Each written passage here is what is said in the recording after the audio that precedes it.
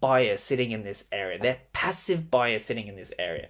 So we know that there's passive buyers sitting over here. So we're just going to label that because these aggressive sellers were not rewarded. So therefore there's passive buyers that have propped the market higher, right? There's passive buyers sitting over here.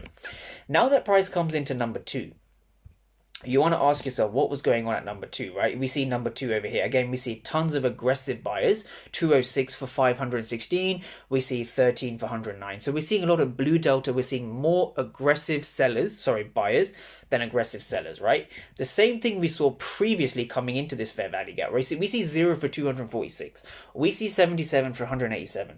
So we see a lot of blue delta, right? Blue delta means that there's aggressive buyers in this area, right? We see a lot of aggressive buyers. So what's going on now? We can see the market actually held this area and was unable to really break past this area. So what's going on over here is that we have aggressive buyers that have failed. So now there's passive why this entry was valid, right? So it does come down to basic order flow, right? So what was going on is you need to understand what was going on at the key level, right? And it all comes down to using this particular chart over here.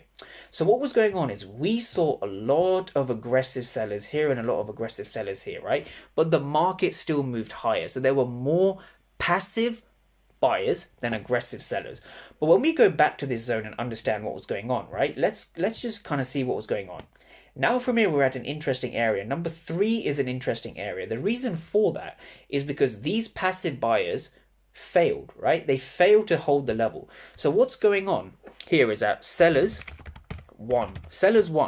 And the reason why sellers won is because here the passive buyers failed, right? So if I just kind of put that in red, these previous passive buyers did not show up, right? Also, there were lots of aggressive buyers here. They also failed, which meant that sellers were in control, buyers failed, right? So buyers failed over here, sellers won here, sellers won here. And this is the reason, folks, the market